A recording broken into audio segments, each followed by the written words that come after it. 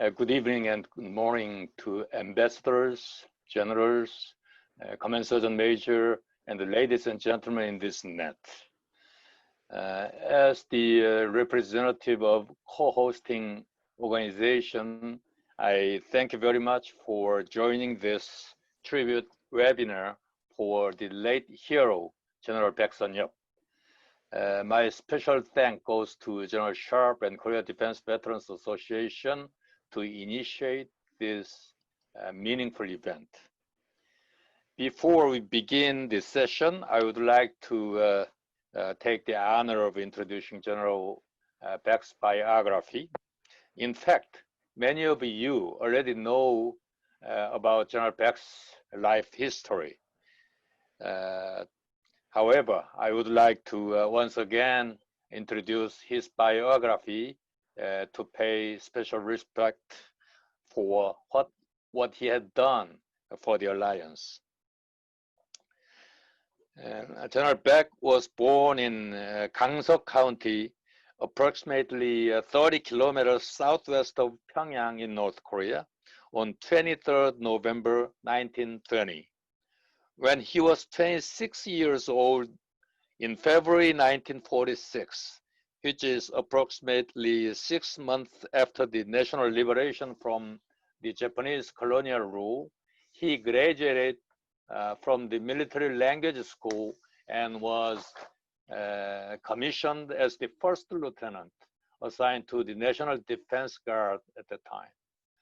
When Korean War broke out on 25th June 1950, then Colonel Paik led the frontline defense along Gaeseong-Munsan axis and conducted delaying warfare as the 1st Infantry Division commander. During the defense of Busan perimeter, he shaped the condition for counteroffensive by leading the Dabudong battle to victory and saving the ROK from the extreme crisis. Since General Paik was very familiar with the terrain in and around Pyongyang and Daedong River, his division could become the first to advance into the Pyongyang city during the counteroffensive. He then served as the commander of ROK 1st Corps, ROK Senior Representative to the Armistice Negotiation, Task Force Back Commander against North Korean partisan in Mountain Jiri area, and the commander of ROK 2nd Corps.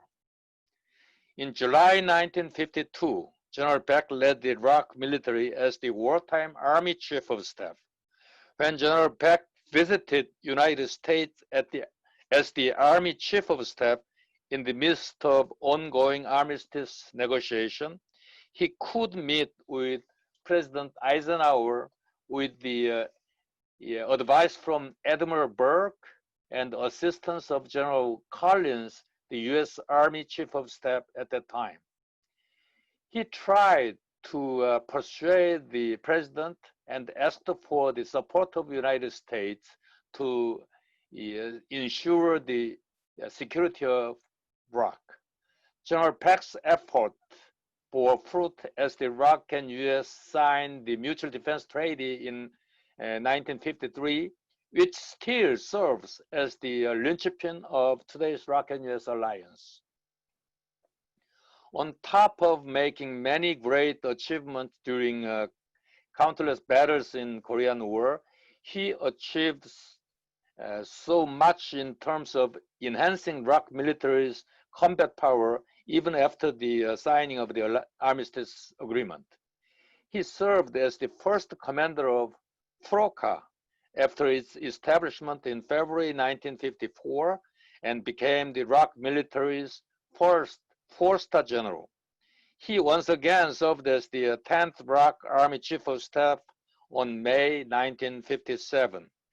He dedicated all of his efforts to enhance ROK Army's combat capability, such as organizing modern tank battalions, enhancing artillery forces, and establishing the first combat group. Before finally taking off his military uniform in 1960, he served as the 4th chairman of ROK Joint Chiefs of Staff and contributed to development of ROK-U.S. combined operation capabilities. After retiring from the military, General Baek served as the ROK ambassador to Taiwan, the Republic of China at the time, France, and Canada. He served as the ROK ambassador to a total of 16 different nations, if we include the ambassador's positions in African countries, which he concurrently held due to the physical absence of ROK embassies in those countries. He also served as the Minister of Transportation in the Park Chung-hee administration. After concluding his government services, he even contributed to ROK's industrial development by serving as the chief executive officer for 6 different companies, including Chungju Fertilizers and Korean Integrated Chemical Incorporation. The ROK government conferred him with 2 Taeguk Order of Military Merit, which is the highest one, and 2 Ulji Order of Military Merit and Chungmu Order of Military Merit. He was awarded with Silver Star from U.S. government and received many decorations from foreign nations, including France, Belgium, and Netherlands, etc. General Baek married Miss No In-suk, who is 95 years old now, and they have 2 sons, 2 daughters, and many grandchildren. I personally have very special ties with General Baek because 4 different positions that I served as a general officer, which are commander of 1st Division, 2nd Corps, FROCA, and chairman of ROK-JCS, completely overlapped with General Baek's footsteps in the military. I think of this as a great honor. Although we lost a hero, I believe we can succeed his spirit and legacy by strengthening the ROK-U.S. alliance. In this regard, I am glad to host this webinar today and would like to once again thank everybody for participating. Thank you very much.